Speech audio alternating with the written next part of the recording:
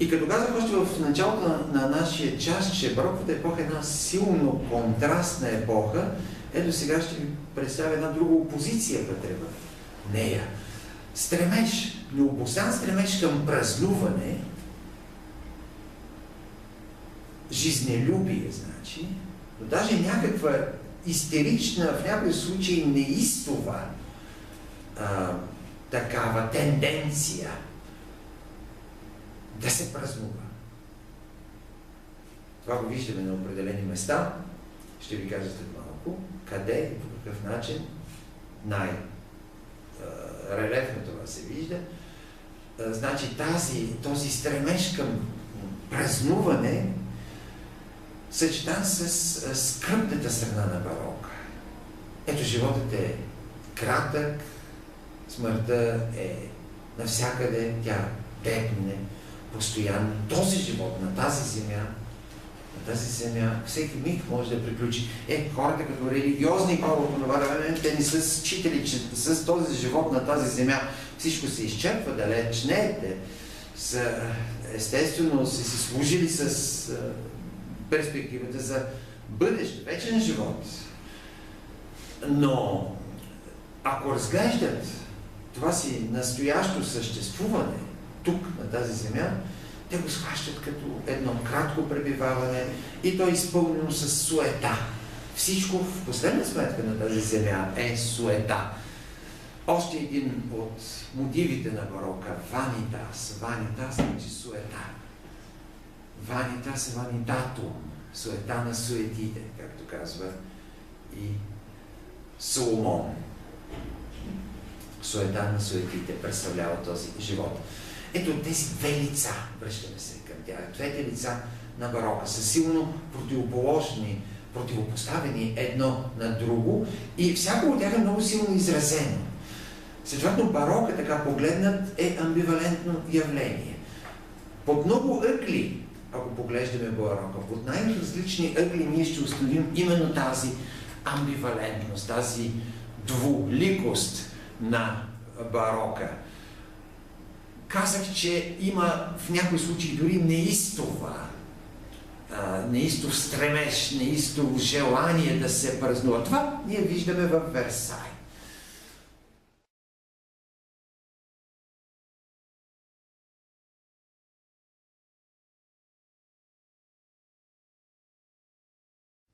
Двореца Версай.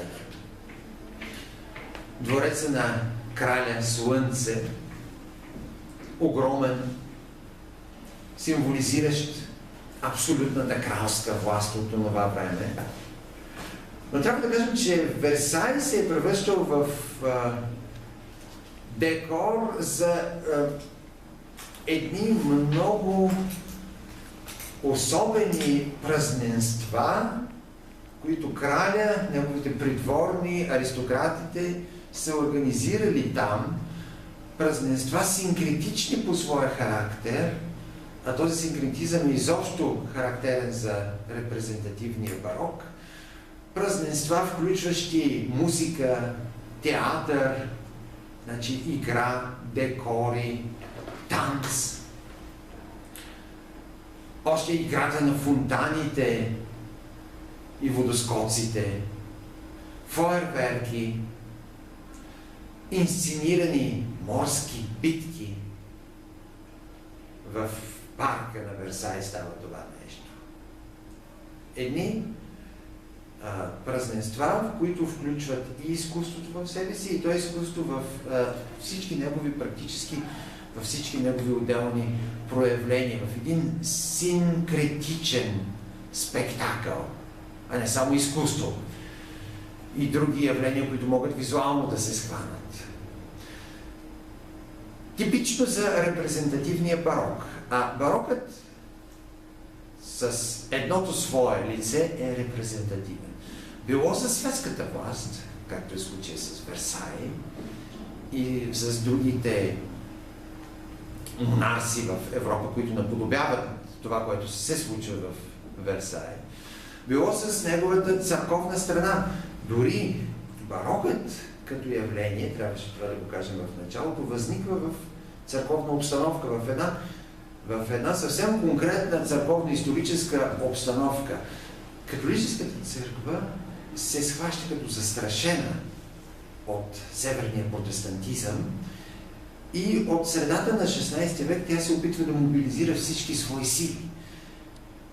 Тогава се създава и езуитския орден, малко преди средата на 16 век. Този езуитски орден е двигателят на мобилизирането на католицизма, или както още се нарича контрареформацията. И този езуитски орден разгръща една многопосочна дейност, включително създаването и на нов тип архитектура. Това е именно бароковата архитектура. Архитектура, която е ефектна, бляскава, която трябва да стъписа наблюдаващия, трябва да го слиса, трябва да му действа по един почти наркотизиращ начин.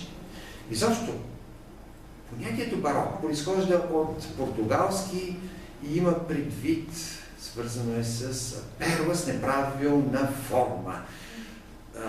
Значи, присъства в барока и блестящото, ефектното, красивото, но заедно с това и странното, причудливото. Нека да покажем 21 номер. Това е една скулптура или скулптурна група на Бернини. Този скулптор и архитект, който се умява да облече Рим в барокова одежда. Тук ще се види ефектното, пишното, декоративното в барока, но и символната страна също излиза на преден план, защото тези фигури, 4 фигури, които Бернини извайва, фактически символизират 4-те големи световни реки: Дунав, Нил, Ганг и Рио де ла Плата.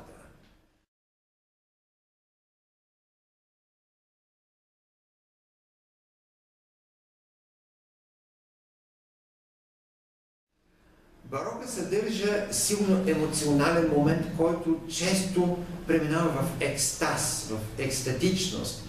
25 номер, екстазът на Света Тереза. Отново произведение на Бернини. Това е едно крайно духовно състояние, пределно духовно състояние, което Бернини съумява да въплати в своята пластика и не случайно тя все пак принадлежи към шедьоврите на скулптурата не само от 17-я бароков век, но изобщо. Светицата, която се намира в едно изключително духовно състояние, очакваща Божията благодат, която ще й бъде дарена чрез ангела.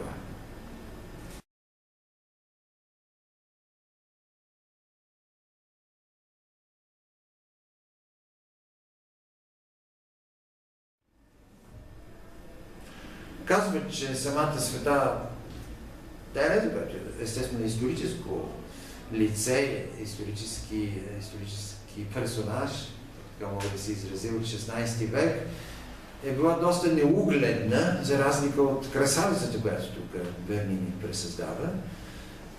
Но Бернини не е търсил в никакъв случай портрет на прилика, той поставя акцентите на друго място. Барокът, значи, от една страна е монументален, блестящ, силно експресивен, емоционален, екстатичен понякога, декоративен. Това се вижда в множество фасади на архитектурни постройки, на църкви, на палати. Фасадата е начупена, има много ниши, има изпъкнали и вдлъбнати повърхности. В тези ниши имаме колони, вази, статуи. Облицовката е с мрамор. Всичко е много ефектно, цели опояването на сетивата. Такъв е и интериорът на църквата или изобщо на сградата. Пластиките са силно експресивни, понякога стигащи до театралност. Живописта е наситена с светлосенки, често обединяваща възвишеното, небесното и ниското, земното. Но всичко това е едно блестящо, декоративно изкуство, силно емоционално. Нека да дадем някой пример от живописта. Рубенс, например, 26-ти номер.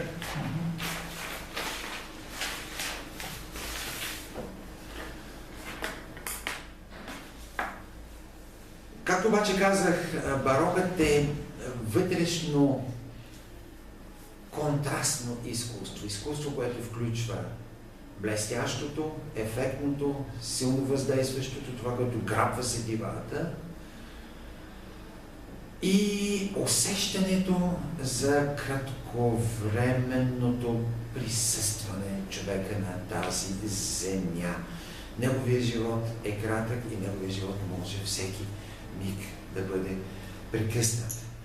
Въпреки всичко, барока никак не е скръбна и печална епоха, въпреки че този елемент присъства много силно зелен.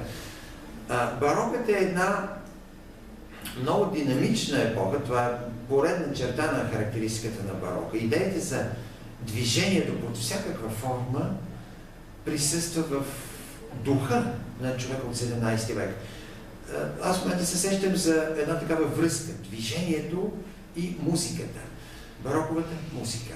Ако съпоставим бароковата музика с музиката от епохата на Ренесанса, виждаме, че на плавната, спокойна и уравновесена, лееща се, строяща ренесансова музика, бароковият композитор противопоставя едно силно раздвижено музикално изкуство. По много начини идеята за движението присъства в бароковата музика, но аз в момента, за да мога да си послужа и с пример, който да ви покажа, ще спомена жанра на концерта. Изобщо концертирането като принцип се обособява в бароковата епоха. А концертирането какво представлява то? Думата концертиране е изведена от латинския глагол концертаре и той се превежда по различни начини, но това, което нас в момента ни интересува, концертаре като състезавам се, съпернича си с някого. В случая тук се обособяват различни групи музиканти, които се озовават в най-различни, най-разнообразни и сложни музикални взаимоотношения и за слушатели от това време, за нас днес не, но за слушатели от това време получава впечатлението за надцвирване, за своего рода състезание. Състезание между тези музиканти. Дали това ще бъде един солист и оркестър, дали това ще бъде група от солисти и оркестър, или този оркестър от своя страна също ще се разпадне на групи музиканти, вариантите са различни, възможностите са различни. Но тази представа, това усещане, че имаме някаква форма на съперничество, на състезаване, но заедно, разбира се, с това и на хармонично сътрудничество, това е също на лице, това впечатление се е създавало от тогавашния слушател. Сега, аз ще ви пусна един концерт, фрагмент от този концерт за обой и оркестър от италианския композитор Марчело. Много красива музика. И ще чуете как инициативата ту се намира в оркестъра, ту при солиста, обоист. Ще видите в какви така различни, разнообразни форми на взаимодействие се озовават солиста и оркестъра и може би ще усетите нещо от духа на концертирането.